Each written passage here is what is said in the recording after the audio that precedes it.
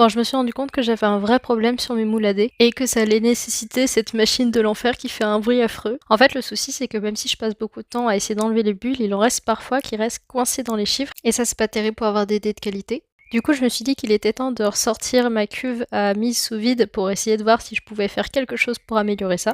Alors habituellement, j'utilise très peu cette machine parce que le souci, c'est que mon silicone sèche vite.